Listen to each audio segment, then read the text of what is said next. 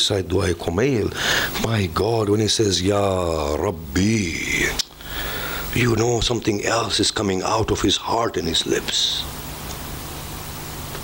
When he says, Ighfirli, there is something else, there's a different sentiment.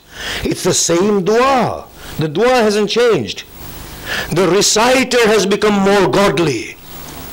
At every stage the reciter has evolved. Allahu Akbar. When I say, oh Allah, I trust in you for my tomorrow. And when an 80-year-old man says to Allah, who has seen the 2 world wars or more, and says, oh Allah, I trust in you for my tomorrow, there is a world of difference. Do you not see in the natural process, as we age, we become less greedy. As we age, we become more reliant on Allah Jalla Jalaluhu. As we age, we are able to easily let go. As we age, we genuinely and naturally start becoming godly. This is the whole process.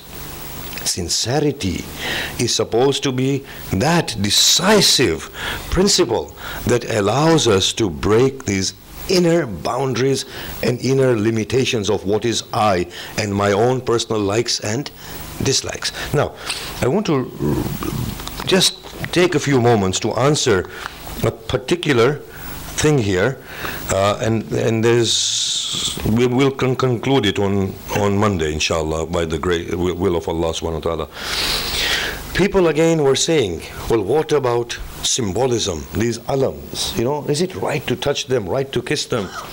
By God, this again comes down to the same principle. If Allah is not understood, even saying Allah is shirk. But if Allah is understood, then my God, going to the shrine of Ali ibn Abi Talib and asking for a son is ibadah in its essence. It's only because we don't understand Allah properly that the model of thought is not right. We are so messed up and wrapped up in our own worlds, this I, these intellectual idols, these inner selves, that we are being prevented. One is so insecure, he needs the Maulana to tell him, touch the alam. And the other one is so liberated that he says to Maulana, you don't know what you're talking about. Both of them need to understand that they still have to grow. The truth is beyond both of them. It is like this. A few people have gone into a room and they are asked to examine an object within that room. They go and examine. One says, it's a pillar. The other one says, no, it is a hand fan. And a third one says, no, it's a broom. The fourth one says, no, it's a hose. They come out, all of them are right. Yet when they debate with each other, they're ready to kill each other. Then comes a man who knows the overall picture, or a woman, or an individual. They just switch on the light and they see it's an elephant. All of you are right and all of you are wrong. Can you see that? There are further possibilities. A human inquiring mind should know that there are further possibilities. Symbolism is a part and parcel of human existence. When there's a child, the child only learns through tangible means, don't they? They need to feel things, they need to draw, they need to shape and fashion. This is a human need. Then at the other level, when we grow up, we need to think abstract. Both are the faces of Allah Jalla Jalaluhu. Both are equally the faces of Allah Jalla Jalaluhu. By going to the alam, it's not shirk with Allah, but only if the person knows well what they are doing. If the person knows well what they're doing and they've understood Allah and they've understood the mode of existence.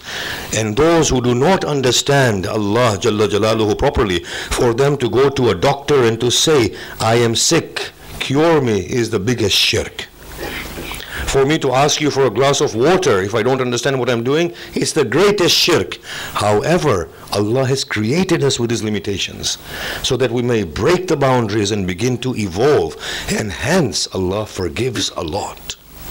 He is a forgiver, so He forgives so that every level we can begin to evolve. Now, for a more theologically convincing debate on this, which I just need to 5 odd minutes of your time. You see, the Meccans, they believed in Allah Jalla Jalaluhu. Whenever they were told say who is the creator of the heavens and the earth, they would say Allah, wouldn't they? And when they had to swear by the most lofty name, they would say, I swear by the name of Allah, who stood as the God of all gods. They believed in Allah. Read the Quran, they believed in Allah.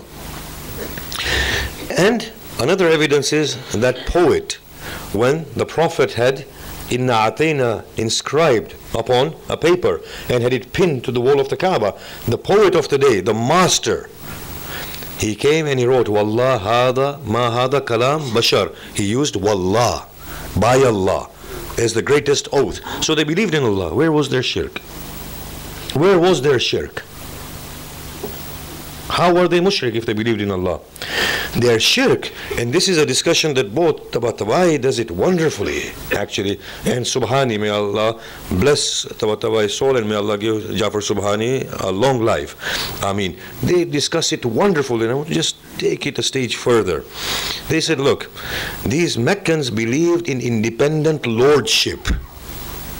They believed Allah as the overall all-embracing God in reality. But they believed at the level of lordship in multiple lords. A lord of rain, a lord of sustenance, a lord of victory, so on and so forth. And they independently attributed discretion to these lords.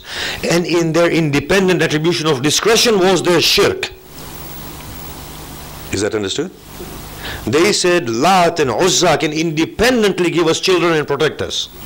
They did not make the link that there is no independent discretion.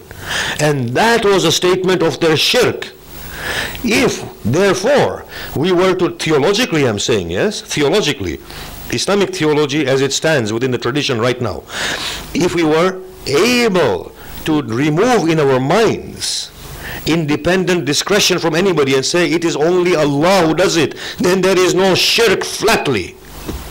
I can go to the alam and say, oh Allah, through this alam, grant me something, there is no shirk. I can say, oh alam, by the powers vested in you, do this for me, because I know it's only Allah doing it in your means, there is no shirk whatsoever.